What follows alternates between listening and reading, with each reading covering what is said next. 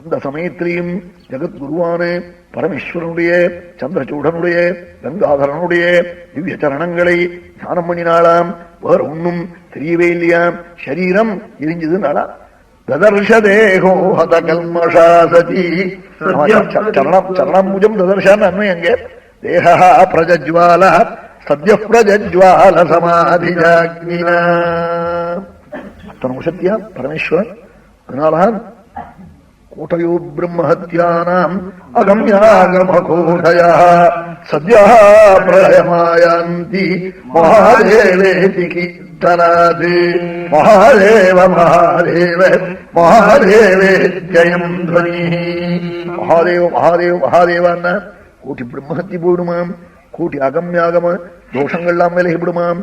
அத்தனை சக்தியாம் மகாதேவனாமாம். கோட்டையோ பிரம்மஹத்யானாம் அகம்யாகமகோடய சத்யா பிரளயமாயாந்தி மகாதேவேதி கீர்த்தனாதி. பரமேஸ்வரனுக்கு அத்தனை பெருமையாம். கம்சபுரக்ஷேத்திரத்திலே அரத சிவாச்சாரியாள் நித்திய அக்னிஹோத்ரி மாத்தியான்மிக ஸ்நானத்துக்காக சித்திர மாசத்திலே ஊத்து போட்டு ஸ்நானம் பண்ணுவோம்னு போனாள் காவேரிக்கு. காவேரியில் தீர்த்தம் சித்திர மாசத்துல இருக்காது. வெள்ள வெய்யல் 11 மணி.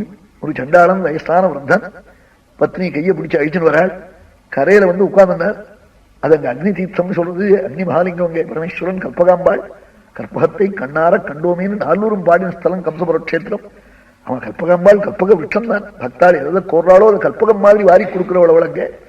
அப்படிப்பட்ட அந்த தீர்த்தம் உத்தரவாகினி. அந்த கரையில உட்கார்ந்து எனக்கு தாகம் தாங்கல்ல ஜலம் கொண்டு வான்னு சட்டியை எடுத்துட்டு போன்னு சொன்னான் பத்னியே. வெய்யல் தாங்கல்ல கோடியில இருக்கு கிணறு. தனியா ஒரு கிணறு இருக்கு. அந்த கிணத்துல போய் எடுத்துக்கணும். அந்தந்த பிராமணாலாம் இருக்காள்னு சொன்னால் இந்த சண்டாள ஸ்திரீ உங்க காலில் இருக்கிற செருப்பை கொடுங்கன்னு செருப்பை போய் பிடிச்சு இழுத்தாள். செருப்பை போட்டு நடக்காதேன்னா ஏன்னாள் இது அக்னிமகாலிங்கத்தினுடைய சந்நிதியில இருக்கிற இது தீர்த்தம். இது அக்னி தீர்த்தம். ஒரு மணலும் லிங்காக்காரம் பரமேஸ்வரனுடைய சுரூபமாக அதுல செருப்பை போட்டு நடக்கப்படாதுன்னு சொன்னார். இதை வெட்டி 60 அடிக்கு அந்தண்ட இருந்த அரதத்தர் கேட்டுட்டாள். உடனே மறுசிஞ்சு எல்லாத்தையும் கீழே வச்சுட்டு அங்கிருந்து ஓடி வந்து அவன் காலில் வந்து நமஸ்காரம் பண்ணிவிட்டாள். ஒரு மணலுக்கு மணல் லிங்கம்னு ஒரு சண்டாளம் தெரிஞ்சிருந்து பரமேஸ்வரனை அப்படி வாங்கிட்டு இருக்கானா மனசுலேன்னு சரணத்துல போய் நமஸ்காரம் பண்ணினாள். அந்த கழவன் நீங்க 6 என்ன இப்படி நமஸ்காரம் பண்றீங்களே நீங்க 6 கர்மாவலம்பின கேசிதி கேசிதி ஞானாவலம்பினா வயம் து சிவபக்தானாம் பாதரட்சாவலம்பினா. சில பேர்கள் அக்னிஹோத்ராதி கர்மாக்களை அவலம்பிச்சு க்ஷேமத்தை அடைகிறவாள். சில பேர்கள் ஞானத்தை அவலம்பிச்சு துறவிகளாய் கரையேறவாள்.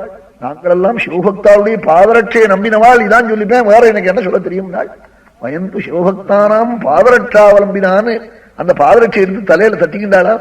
நமஸ்காரம் பண்ணினாள். இறந்திருக்கிறாள். சோமாஸ்கந்தனாய் ரிஷவாரூடாளாய் அக்னிமகாலிங்கம் கல்பகாம்பாளோடு தரிசனம் அரத்த சிவாச்சாரியாளுக்கு. அப்படி சிவபக்தி பரமேஸ்வரனை வகிச்சுட்டா ஒரு குறவு இருக்காது. சிவாராதனம் பரமக்ஷேமத்தை கொடுக்கும். இதுல மாடி வாஞ்சிடுவாள் இருந்தாள். அவள் இங்க பெரியவாள் சொன்னாளா அவர் சந்தியாவந்தனம் தான் தெரியும். அவருக்கு சாதனம் என்ன பண்ணுவார் வேற ஒன்றும் தெரியாது. ஒரு நாளை காட்டாளா எனக்கு வேற ஒன்றும் தெரியலையே. ஒரு அர்த்தத்தை நிறையா சேர்த்து வச்சிருக்கேன். என் ஜென்மா சபலமாகணும் என்ன பண்றதுன்னு காட்டாளா. இங்க பெரிய தோப்பனாரே நித்தியம் சிவதர்சனம் பண்ணும்போது நாளா அவர் ஒரு காரியத்தை ஆரம்பிச்சா சரியா பண்ணுவார். இப்ப சக்கரவாணியர் தியாகராஜர் இருக்காளே வா தாத்தா எனக்கு தெரியும். அவளை பார்த்திருக்கேன். குட்டும் மழை குட்டும் ஒரு கிழிஷ கொடையை தான் எடுத்துன்னு போவோம். நல்ல கூட எடுத்துன்னு போக மாட்டார். போய் தரிசனம் பண்ணாம இருக்க மாட்டார். பரமேஸ்வரனே தீர்காயுஷா இருந்தாள். கடைசியில எங்க பிதருவியாள் அவாத்துக்கு உபாத்தியாயம் சாமி தீட்சிருவாள்.